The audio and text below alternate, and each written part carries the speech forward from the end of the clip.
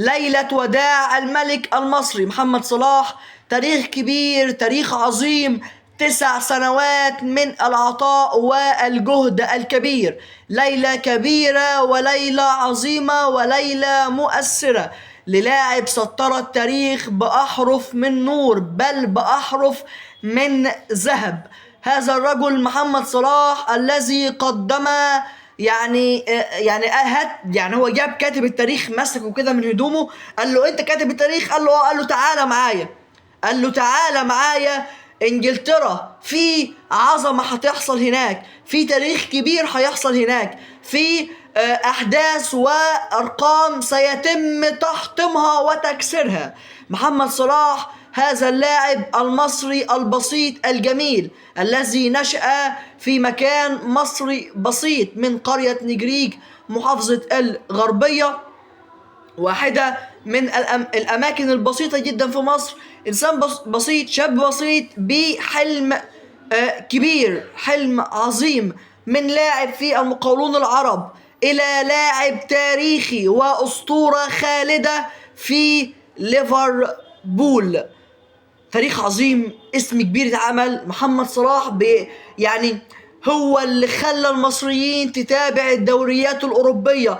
أي نعم احنا كنا بنتابع أسبانيا من سنوات السنوات، ميسي طبعا ورونالدو والمنافسة الشهيرة ما بينهم التي ظلت سنوات طويلة، ولكن لا لا يعني محمد صلاح عمل حالة في الدوري الإنجليزي، زود. وأنا أعي ما أقول، محمد صلاح هو من ضمن الأسباب الرئيسية التي زودت، من الأسباب الرئيسية اللي زودت عدد متابعين الدوري الإنجليزي، زودت عدد مشاهدين الدوري الإنجليزي، زودت جماهيرية الدوري الإنجليزي، زودت أرباح الدوري الإنجليزي. أرقام تاريخية محمد صلاح عملها.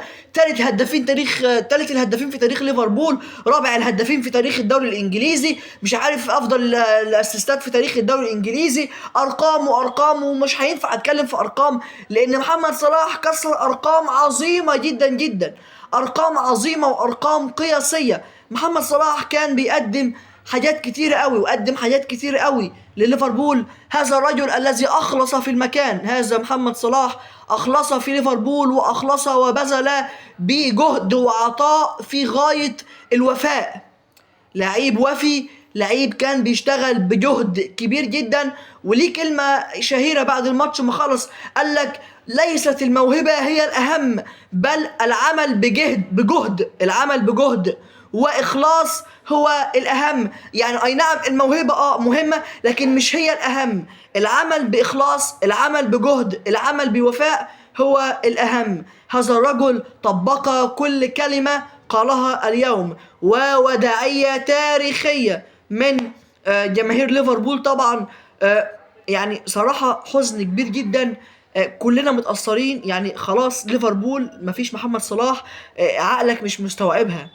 لا، ليفربول، اسم ليفربول مرتبط بشخصية محمد صلاح، باسم محمد صلاح. ليفربول يعني محمد صلاح. ما احنا مش بنقول ليفربول هيلعب النهارده، احنا بنقول محمد صلاح هيلعب النهارده.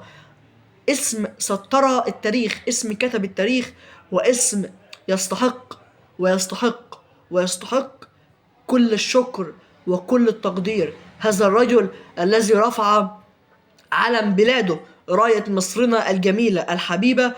علم مصر كان يرفرف في الملاعب الإنجليزية في كل الأوقات، أو كل أوقات ماتشات ليفربول. دائما ما تشاهد علم مصر يرفرف في مدرجات ليفربول. والإيجيبشيان كينج، الملك المصري، ارتبط اسمه باسم مصر، كان يطلق عليه الملك المصري. هذا الرجل قدم العديد من الإنجازات، سواء لليفربول سواء لمنتخب مصر، وهو الأسطورة التاريخية لمصر وللوطن العربي بالكامل، وأيضا أفريقيا بدون منافس على الإطلاق. شاء من شاء وأبى من أبى، محمد صلاح هو الأسطورة التاريخية لمصر والوطن العربي ولأفريقيا. مش عارفين نقول ايه يا محمد صلاح. صراحة ليلة صعبة علينا، توقعات صعبة جدا. ومحمد صلاح يعني أثر فينا كلنا، أثر فينا كلنا وزرع جوانا الحلم. زرع جوانا الحلم. هذا الرجل الذي لم يستطيع التحكم في دموعه وبكى اليوم بكاء شديدا وصرح وقال: لم أبكي هكذا من قبل في حياتي. لا، لا، محمد صلاح يستحق مننا كل الإشادة وكل التقدير، لأن هذا الرجل لن يأتي مثله. مع احترامي المرموش لحمزة عبد الكريم للكل، أنا مستبشر فيهم خير جدا. خلي بالك، سواء مرموش أو حمزة عبد الكريم، أسماء قادمة وبقوة وستسطر أرقام قياسية، لكن محمد صلاح في مكان لوحده، نظرا للظروف التي نشأ بها، نظرا للحالة اللي عملها في إنجلترا، وأيضا نظرا ل يعني الحالة اللي عملها من ناحية أرقام قياسية وتحطيم لكيانات كبيرة. محمد صلاح هو التاريخ، مصر اسمها ارتبط دائما بمحمد صلاح من الناحية التاريخية اللي هي في كرة القدم، وأيضا الناحية الاقتصادية والناحية السياسية والناحية الاجتماعية وعلى كل النواحي الحياتية يعني. شكرا محمد صلاح، لا يوجد كلام يعني يوصف ما قدمته، ولكن من القلب شكرا. سلام.